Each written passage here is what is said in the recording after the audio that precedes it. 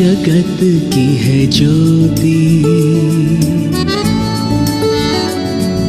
जीवन की है ये ज्योति। यीशु जगत की है ज्योति, जीवन की है ये ज्योति। राह दिखाता है अंधकार में वो ज्योति, हर अंतर में चमका उठा दिव्य ज्योति। वो है दुनिया की सत्य ज्योति, दिव्य ज्योति, वो है सत्य ज्योति, सत्य ज्योति, सत्य ज्योति, सत्य ज्योति, सत्य ज्योति।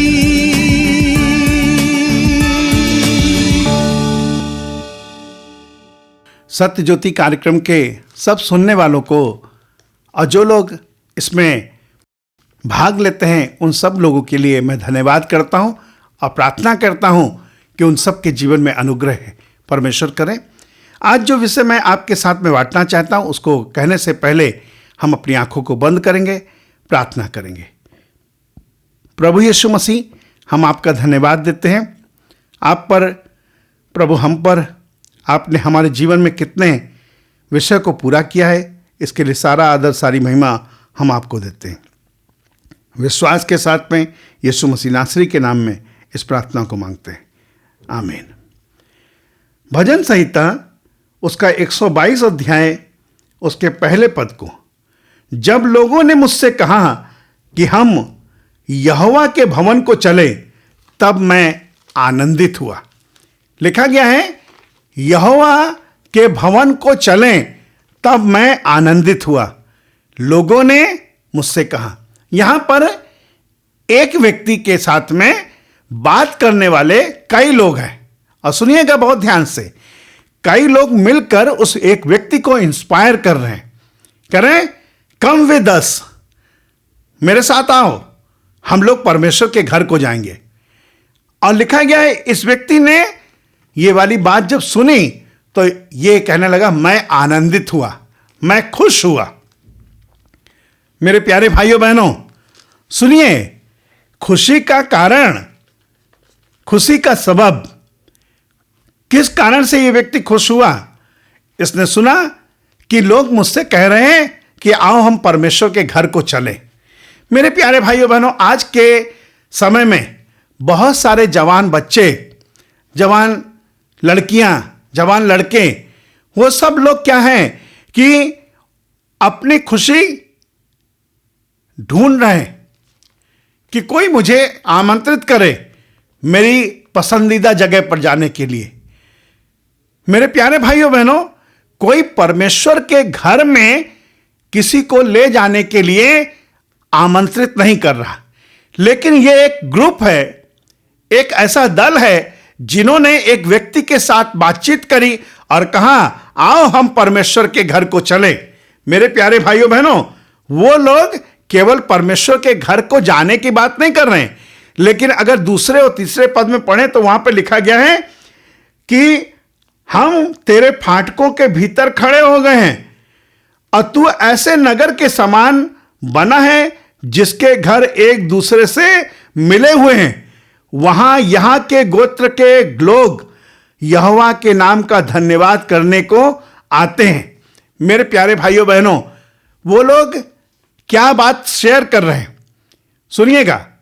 वो लोग क्या कह रहे हैं, हम वहां पर खड़े होते हैं और वहां पर लोगों के घर आपस में मिले हुए हैं। घर मिलने का मतलब समझते हैं कि उनका घर उनसे मिला हुआ है, उनका घर उनसे मिला हुआ है।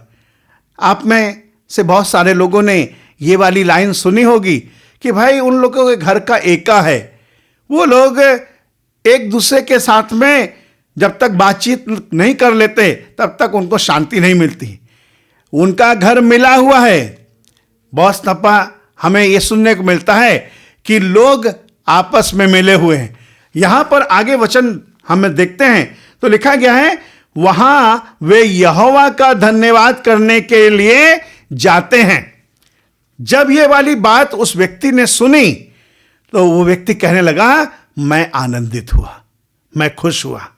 मेरे प्यारे भाइयों बहनों, सुनिएगा, बहुत महत्वपूर्ण विषय मैं जो आपके मध्य में अभी कहना चाहता हूं वो ये है, केवल परमेश्वर के घर में जाने के लिए जब हमको निमंत्रण मिले तब ही हम खुशी ना हो। लेकिन हम आपको एक और घटना की तरफ लेके चलना चाहते हैं। यह घटना है प्रेरितों के काम और उसके 5वें अध्याय के 40वें पद से। सुनिएगा, उन्होंने उसकी बात मान ली और प्रेरितों को बुलाकर पिटवाया। प्रेरितों ने मार खाई। लिखा गया है, और ये आज्ञा देकर छोड़ दिया कि यीशु के नाम से फिर बातें ना करें। हमने पहले सुना 122 अध्याय में लोगों ने कहा कि चलो हमारे साथ प्रभु के घर में ऐसा ऐसा होता है, प्रभु के घर के लोग आपस में मिले रहते हैं, वहां पे प्रशंसा करते हैं। यहां पर क्या है, लोगों को बुलाकर प्रेरितों को मारा गया है, प्रेरितों की पिटाई करी गई है और एक वार्निंग दी गई है। आज जब मैं रास्ते में आ रहा था, 2 ठो अंग्रेजी के शब्द मैं सोच रहा था। एक था इंस्ट्रक्शन, कि मतलब चेतावनी देना, और दूसरा इंफॉर्मेशन। 2 ठो आई शब्द से हमें पहले इंफॉर्मेशन दो और फिर बाद में उसके बाद इंस्ट्रक्शन दो। मैं तीसरा कोई आई से शब्द नहीं सोच सका, लेकिन यह कहना मांगते हैं यहां पर इनको इंस्ट्रक्शन भी दिया गया है और साथ में इनको पनिशमेंट दिया गया है। पनिशमेंट, सजा पाई, और साथ में चेतावनी पाई। चेतावनी सुनिएगा कि यीशु के नाम से फिर बातें ना करें। 41 पद, वे इस बात से आनंदित होकर महासभा के सामने से चले गए कि हम उसके नाम के लिए निरादर होने के योग्य ठहरे। मेरे प्यारे भाइयों बहनों, केवल परमेश्वर के घर में जाने से ही आप खुश ना हो, लेकिन अगर परमेश्वर के नाम के कारण आपकी बेइज्जती करी जाए, आपको मारा जाए प्रभु के नाम के कारण, तो भी आप खुश हो। आपको मार पड़े, पिटाई हो, तो भी आप खुश हो। मेरे प्यारे भाइयों बहनों, आपकी खुशी आपसे कोई छीन ना सके। मेरे प्यारे भाइयों बहनों सुनिएगा, अंत का समय ऐसा आता है, प्रभु के वचन के मुताबिक क्या कहता है, पौलुस कहने लगे कि प्रभु में सदा आनंदित रहो।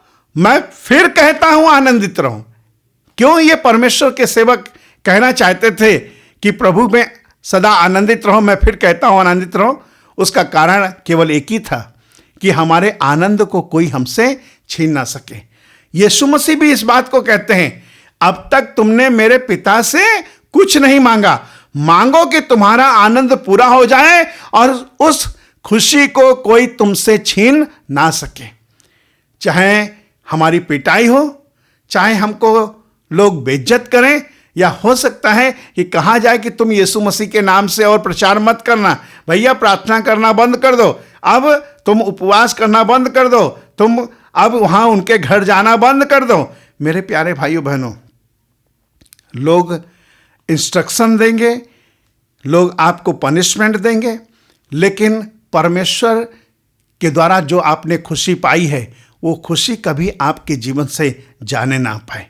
ये खुशी आपके जीवन में हमेशा बनी रहे।